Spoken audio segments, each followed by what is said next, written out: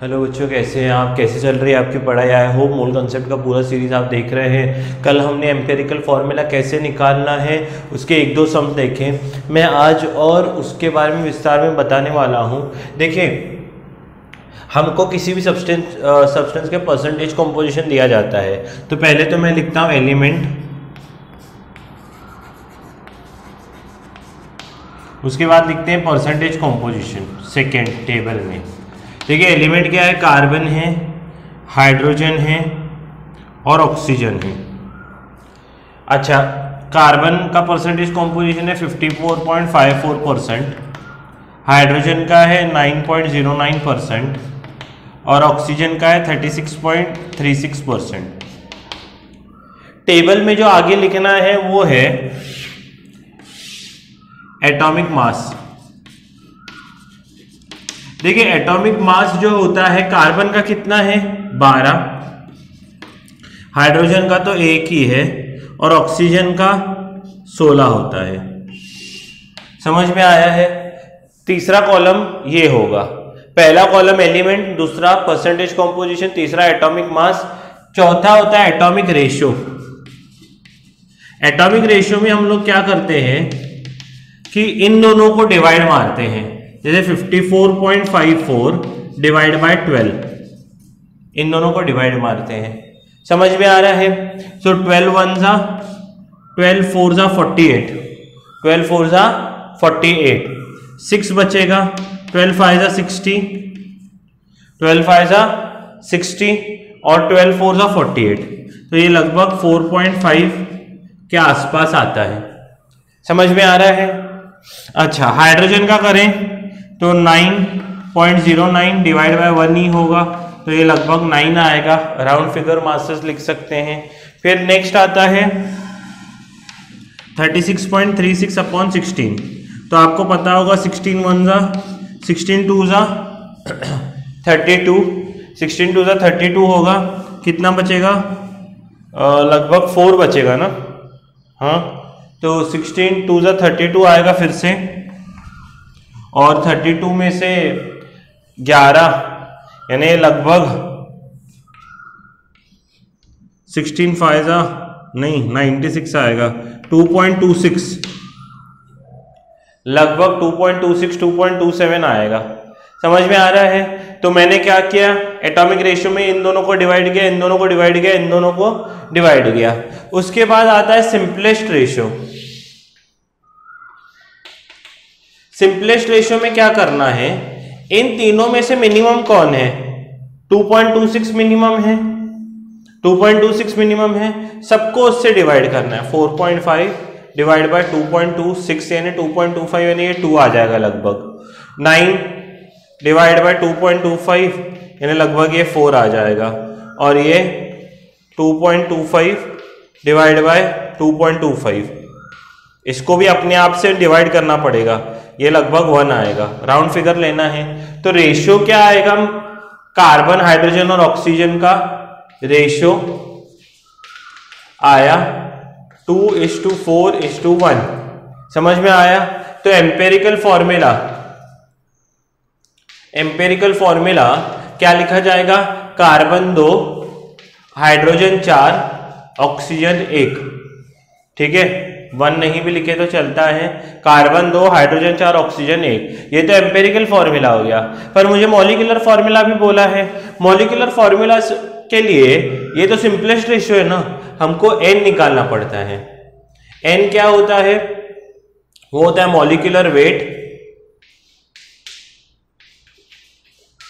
Upon empirical weight. Sir, हमको molecular weight कैसे मिलेगा? ये फॉर्मूला होता है n का। सर, हमको मॉलिक्यूलर वेट कैसे मिलेगा? मॉलिक्यूलर वेट वेपर डेंसिटी से मिलता है। आपको पता होगा कि वेपर डेंसिटी, मॉलिक्यूलर जो वेपर डेंसिटी होता है वो होता है मॉलिक्यूलर वेट अपॉन 2। समझ में आ रहा है? तो वेपर डेंसिटी कितनी है? 44। तो मॉलिक्यूलर वेट हमको इजीली मिल जाएगा। ये 2 ऊपर चला गया तो मॉलिक्यूलर वेट आएगा 88। मॉलिक्यूलर वेट तो 88 है। अच्छा, एम्पेरिकल वेट देखिए आप। एम्पेरिकल वेट कैसे निकालेंगे? एम्पेरिकल फॉर्मूला, कार्बन 2 है तो 12 2 जा 24 होगा, 2 कार्बन है ना। हाइड्रोजन 4 है तो हाइड्रोजन 4 है तो +4, और ऑक्सीजन 1 है तो 16। समझ में आ रहा है? तो ये कितना हो जाएगा? मुझे लग रहा है 44 हो जाएगा, इजंट इट? ये सब ऐड करेंगे तो n की वैल्यू क्या होगी? मॉलिक्यूलर जगह कम है तो मैं इधर ही लिख रहा हूं, molecular weight upon empirical weight. Molecular weight आया है 88, एम्पेरिकल वेट आया 44, तो n कितना हो जाएगा? 2। n 2 आया। 2 का मतलब क्या है कि इन सबको 2 से मल्टीप्लाई करना है। तो मॉलिक्यूलर फॉर्मूला, कार्बन 2 को 2 से मल्टीप्लाई करो तो कार्बन 4, हाइड्रोजन 8, ऑक्सीजन 2, इन सबको 2 से मल्टीप्लाई करना है। समझ में आया? तो एम्पेरिकल फॉर्मूला मैंने कैसे निकाला? पहले मैंने एलिमेंट लिखा, परसेंटेज कॉम्पोजिशन लिखा, एटॉमिक मास सबका पता है। मैंने क्या किया? इनको एटॉमिक रेशियो से डिवाइड मारा, इन तीनों में से जो मिनिमम है सबको उससे डिवाइड मारा। इससे मुझे क्या मिलेगा? रेशियो मिलेगा। तो रेशियो से हमको एम्पेरिकल फॉर्मूला मिलेगा। n कैसे मिलता है? Molecular weight upon empirical weight. समझा? मॉलिक्यूलर फॉर्मूला फाइंड करने के लिए, यहां से मॉलिक्यूलर फॉर्मूला फाइंड करने के लिए स्टेप्स चालू हो गए हैं।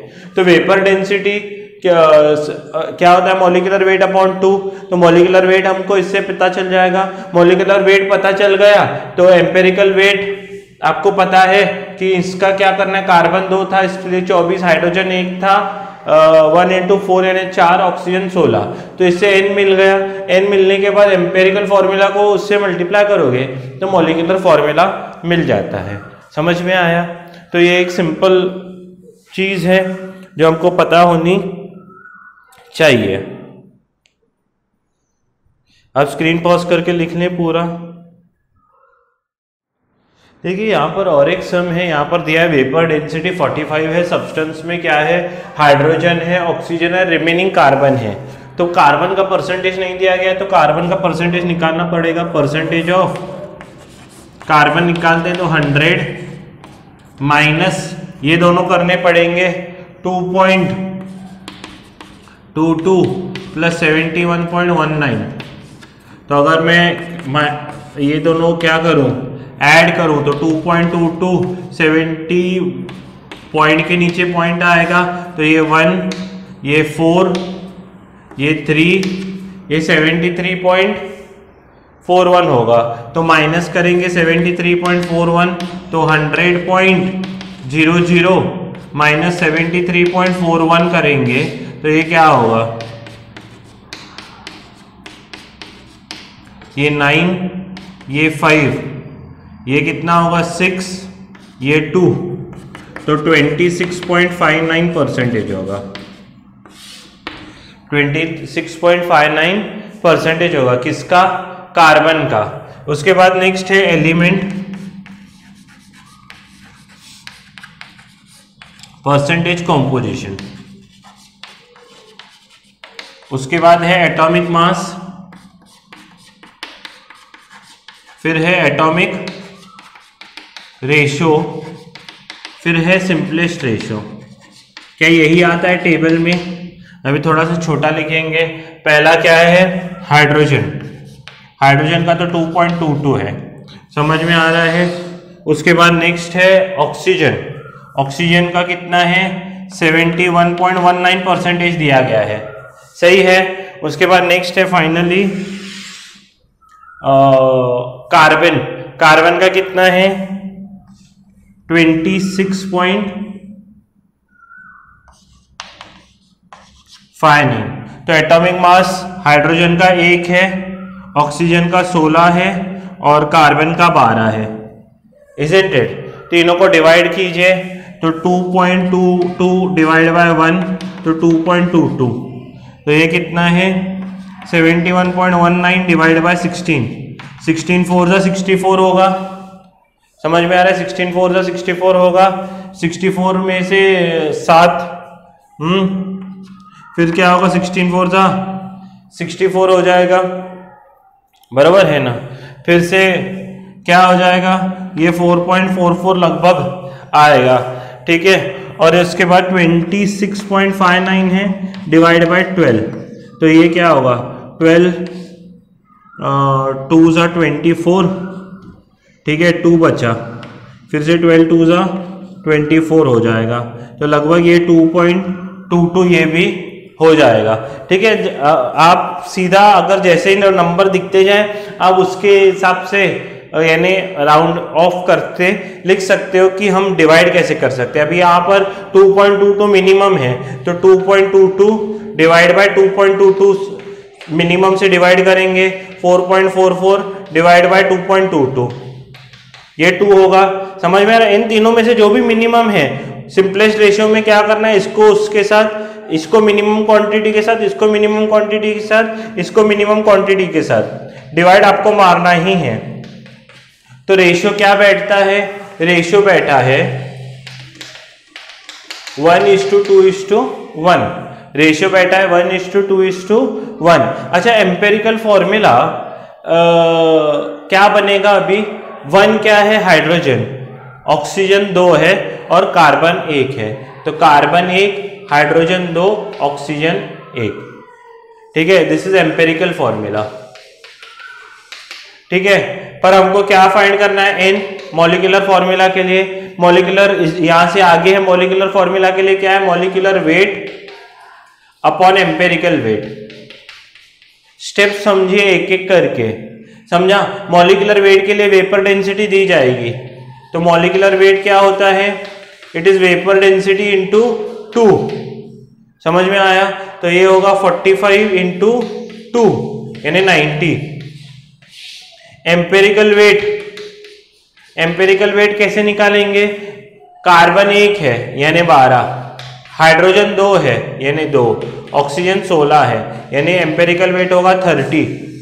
तो एन कितना आएगा, molecular weight upon empirical weight, तो मॉलिक्यूलर वेट कितना है 90 और ये 30, तो शून्य ने शून्य को मार दिया, एन आया 3 से मल्टीप्लाई करो सबको, कार्बन को, तो ये C3H6O3, ये क्या है मॉलिक्यूलर वेट। फिर से मॉलिक्यूलर फॉर्मूला फिर से एक बार रिवाइज करेंगे पूरा। यहां पर क्या दिया हुआ था, हाइड्रोजन 2.2 दिया था, ऑक्सीजन 71.2 दिया था, रिमेनिंग कार्बन बोला था, तो मैंने पहले कार्बन निकाला। हमारे टेबल के हेडिंग में ये दोनों दिए गए हैं।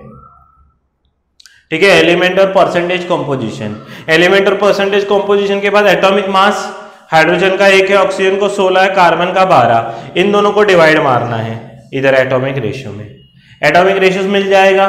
ठीक है, पॉइंट के बाद एक ही नंबर आप यानी उधर से ही पता कर सकते हैं, पहला 2.2 है तो दूसरा अगर 4.44 आ गया तो उसको यानी वैसे लिख देना है, यानी 4.4 आया यानी लगभग उतना ही होगा, 4.44 ही होगा, और तीसरा तो 2.2 जैसे ही दिखा तो मैंने 2.2 लिख दिया, ताकि हमको क्या है वो रेशियो मेंटेन करना है ना, तो वो आप कर सकते हैं। अभी एटॉमिक रेशियो में इन दोनों का डिवीजन होता है परसेंटेज कॉम्पोजिशन और एटॉमिक मास का। एक बार वो मिल गया तो इन तीनों में से जो भी मिनिमम होता है 2.22, 4.44, 2.22 से, तो मिनिमम 2.22 है दोनों में से कोई भी, तो सबको उससे मल्टीप्लाई, इसको 2.22 से, इसको 2.22 से, इसको 2.22 से डिवाइड करो, तो 1:2:1 ये एक सिंपलेस्ट रेशियो मिलेगा। यानी 1 किसका है, कार्बन का, 2 किसका, हाइड्रोजन का, और 3 मैंने कुछ गलत लिखा है क्या, ऑक्सीजन का 2 था ना, यहां पर मैंने गलत लिखा है, ऑक्सीजन का 2 था, तो ये ऑक्सीजन का 2। ठीक है, सही तो है, हाँ। उसके बाद नेक्स्ट यहां पर एम्पेरिकल वेट निकालेंगे, तो कार्बन 1 है, ये भी 1 है, और ये 16 2 32 हो जाएगा,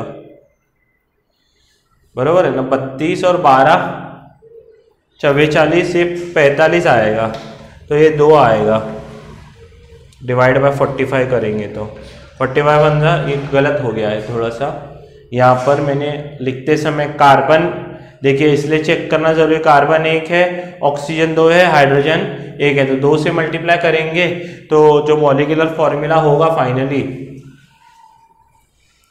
थोड़ी सी गलती हो गई है, तो कार्बन 2, हाइड्रोजन 2, ऑक्सीजन 4, समझ में आया?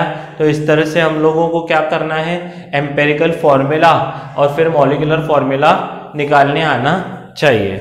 और एक सम करेंगे, पहले स्क्रीन पॉज करके इतना लिख लें। तो आइए दोस्तों ऐसे ही और एक तरह का सम करते हैं, जिसमें क्या है, एक ऑर्गेनिक कंपाउंड है जिसका मोलार मास दिया है 98.96, हाइड्रोजन है 4.07, क्लोरीन है 71.65, रिमेनिंग इज कार्बन। तो पहले कार्बन निकालेंगे, परसेंटेज ऑफ कार्बन कितना होगा 100 माइनस बाकी के दो करने पड़ेंगे। पहला है 4.07 प्लस 71.65, तो ये क्या होगा 4.07, पॉइंट के नीचे पॉइंट आएगा इधर 65 और ये 71, तो ये क्या होगा 12, ये 75.72 होगा। सही है? अच्छा 75.72 हुआ तो 100 माइनस 75.72 करना पड़ेगा तो 100.00 75.72, तो ये क्या होगा, ये 0, ये 9, ये 9, ये 9, ये 8, तो ये 4, ये 2, तो ये होगा 24.28%। ये किसका है, कार्बन का, कार्बन का। उसके बाद क्या है, एलिमेंट,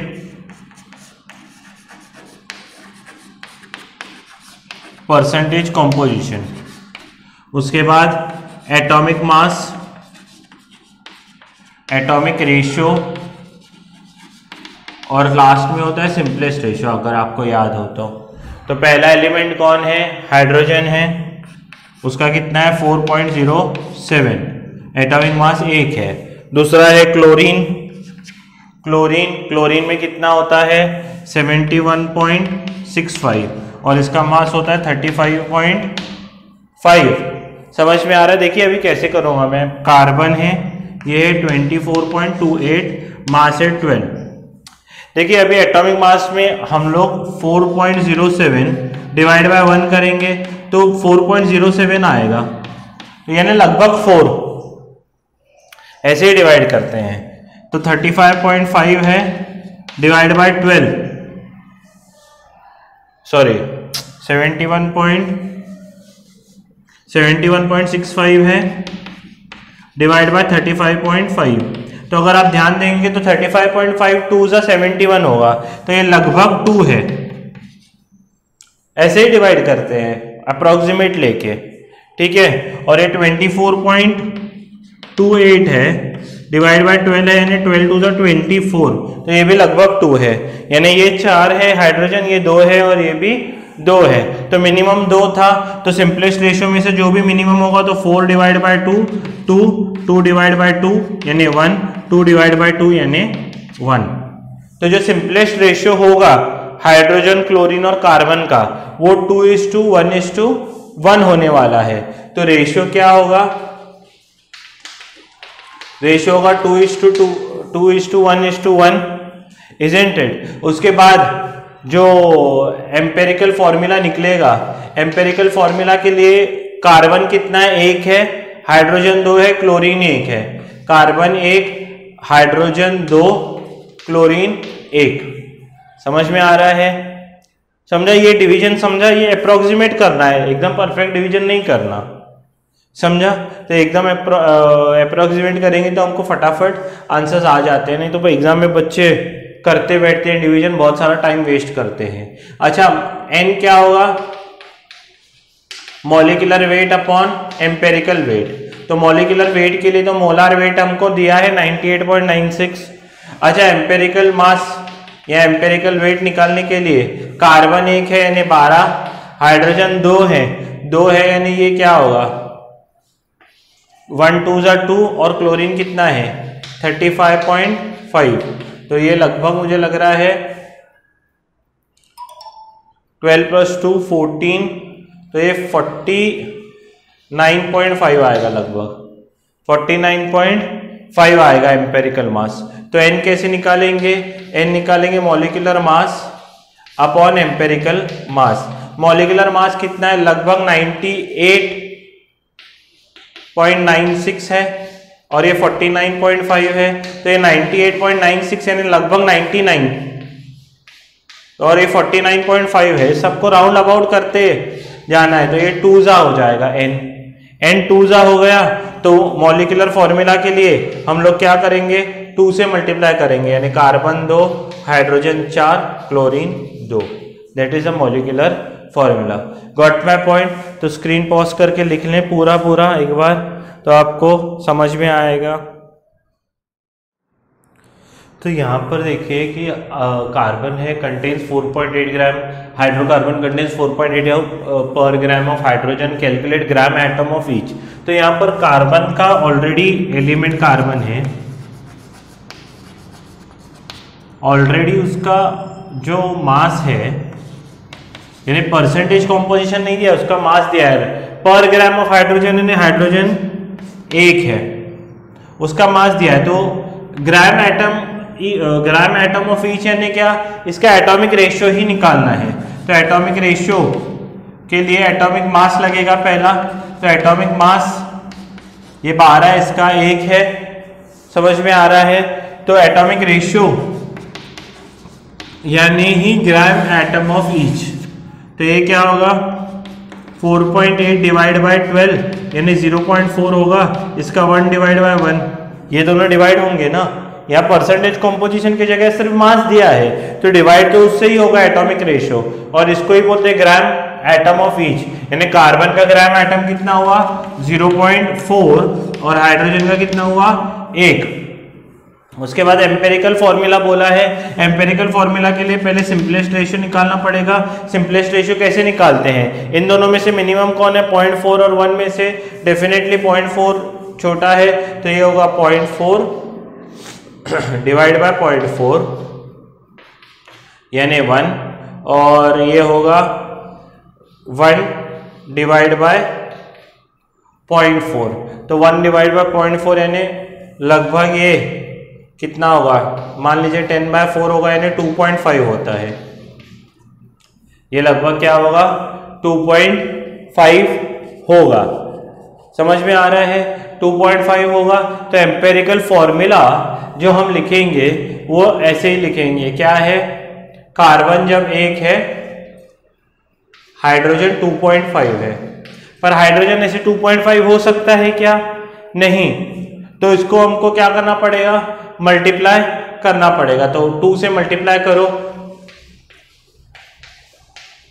तो C2H5 होगा, C2H5 होगा।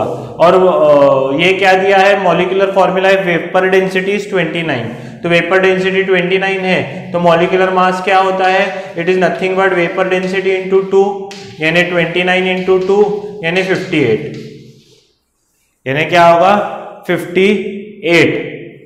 समझ में आया, ये सिंपलेस्ट रेशियो 1 और 2.5 था, तो इसको होल नंबर बनाने के लिए 2 से मल्टीप्लाई किया, तो ये एम्पेरिकल फॉर्मूला होगा।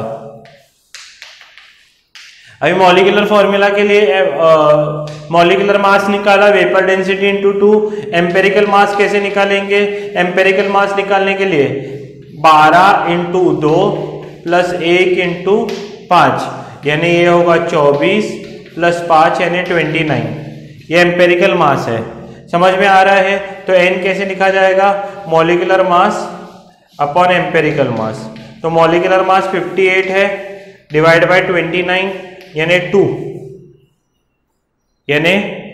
तो 2 से मल्टीप्लाई करेंगे तो मॉलिक्यूलर फॉर्मूला लिखा जाएगा C4H8 नहीं C4H10, समझ में आ रहा है।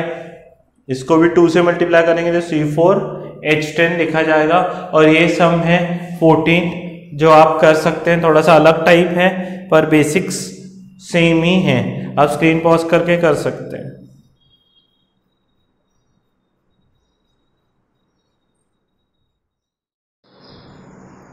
शायद इसके पहले जब मैंने सिखाया तो ये स्क्रीन पॉज करते समय वो उसके अंदर चला गया है, ये वाला पार्ट। तो मैं आपको बता रहा था कि कार्बन 1 है और हाइड्रोजन 2.5 है, तो कार्बन 1 हाइड्रोजन 2.5, हाइड्रोजन तो 2.5 नहीं हो सकता ना, तो अगर हाइड्रोजन 2.5 नहीं हो सकता तो इसको पहले 2 से मल्टीप्लाई करना पड़ेगा, तो कार्बन 2 और हाइड्रोजन कितना हो जाएगा 5, समझा?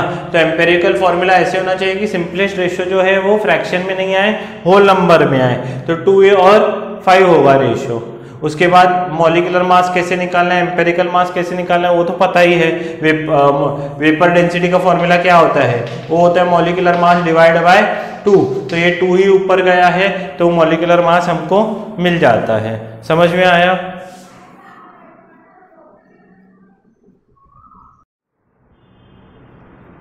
यहाँ पर देखिए क्या है, gas contain 82.76 carbon and remaining hydrogen.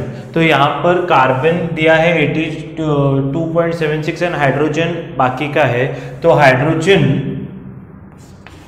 जो होगा वो होगा 100 माइनस 82.76, तो 100.00 82.76, तो माइनस करेंगे तो ये 0, ये 9, ये 9, ये 9, ये 10, यानी ये 4, 2, 7, 1, तो 17.24 होगा। समझ में आ रहा है? तो ये क्या होगा, 17.24 हाइड्रोजन होगा। तो ये 17.24 हो गया परसेंटेज। अभी एलिमेंट है और परसेंटेज कॉम्पोजिशन। तो एलिमेंट है हाइड्रोजन और कार्बन। हाइड्रोजन कितना है 17.24, कार्बन कितना है 82.76। नेक्स्ट क्या बनाते हैं, एटॉमिक मास बनाते हैं। कार्बन का 1 है और इसका 12, कार्बन का 1 इसका 12। फिर एटॉमिक रेशियो लेते हैं। एटॉमिक रेशियो में क्या करते हैं, इसको तो 17.24 डिवाइड बाय 1 ही करना पड़ेगा, तो ये तो लगभग 17 ही आएगा। और ये 82.76 डिवाइड बाय 12, तो 12 क्या आएगा, 12 5 60, 12 6 72, बराबर है ना। 12 7 84 हो जाता है, इजंट इट? तो ये क्या होगा, 12 2 और 12 6 72, 100 बचेगा और 10 बचेगा, 107 हो जाएगा। 12 8 108 होता है, 12 9 108, तो ये लगभग 6.9 के करीबन है, इजंट इट? तो सिंपलेस्ट रेशियो अगर निकालना होगा तो मिनिमम 6.9 है, तो इसको तो 6.9 डिवाइड बाय 6.9 करूंगा, ये तो 1 आ जाएगा। समझ में आ रहा है? और ऊपर वाला 17.24 डिवाइड बाय 6.9 करूंगा, समझ में आ रहा है? तो 17.24 यानी इसको 172.4 डिवाइडेड बाय 69 करते हैं, बराबर है? तो 69 अगर मैं 2 करता हूं तो 2 9 18, 2 6 12 13, तो माइनस करेंगे तो ये 6 हो जाएगा। तो 12 माइनस 8, ये 4, ये 3 और ये 4 नीचे आया। समझ में आ रहा है? तो 344 हो जाएगा। अगर 344 तो 69 फायदा लगभग 345 आता है, बराबर है? तो ये 2.5 होगा। तो सिंपलेस्ट रेशियो कार्बन और हाइड्रोजन का कितना हुआ, 1 और 2.5, यानी कार्बन 1 और हाइड्रोजन 2.5। फिर से मेरा वही है कि हाइड्रोजन को 2.5 तो नहीं लिख सकते, 2.5 हाइड्रोजन तो नहीं हो सकता, तो इसके लिए इसको कैसे लिखेंगे, कार्बन 2 से मल्टीप्लाई करेंगे, हाइड्रोजन 5। ये क्या हो गया, एम्पेरिकल फॉर्मूला हो गया। पर हमको मॉलिक्यूलर फॉर्मूला निकालना है। मॉलिक्यूलर फॉर्मूला निकालने के लिए n निकालते हैं। तो n निकालने के लिए पहले वेपर डेंसिटी दिया है तो मॉलिक्यूलर मास निकालिए। मॉलिक्यूलर मास क्या होता है, वेपर डेंसिटी इंटू 2, यानी 29 इंटू 2, यानी ये 58 हो जाएगा। समझ में आ रहा है? एम्पेरिकल मास निकालिए। एम्पेरिकल मास कार्बन 2 है, तो 2 यानी 12, 2 24 और 5 29, तो n कितना होगा 58/29 यानी 2। ठीक है, तो मॉलिक्यूलर फार्मूला क्या होगा, अगर n 2 है तो कार्बन 4 हाइड्रोजन 10, कार्बन 4 हाइड्रोजन 10, तो ये क्या हो जाएगा, मॉलिक्यूलर फॉर्मूला हो जाएगा। तो इस तरह से हम लोग ये सब मॉलिक्यूलर फॉर्मूला के कर सकते हैं। मैंने काफ़ी सारे सब इसी बेस पे कराए हैं। कई बार ये एग्जाम में मोस्ट ऑफ द टाइम आता है, तो आपको ये पूरा आना चाहिए, आपको ये पूरा टेबल आना चाहिए। एलिमेंट, परसेंटेज कॉम्पोजिशन दिया गया है, एटॉमिक मास लिखना है, पहले इन दोनों को डिवाइड करना है, तो एटॉमिक रेशियो आएगा। एटॉमिक रेशियो में से जो भी मिनिमम होगा वो डिवाइड करके हम सिंपलेस्ट रेशियो निकाल सकते हैं। तो ये बात चली है किसकी, एम्पेरिकल फॉर्मूला की और मॉलिक्यूलर फॉर्मूला की। आगे कल हम लोग फिर से थोड़े बहुत इसके यानी बचे हुए अलग टाइप के सम्स देखेंगे और लेक्चर खत्म होगा। तब तक पढ़ते रहिए, अपना ख्याल रखिए, अपने पेरेंट्स का ख्याल रखिए।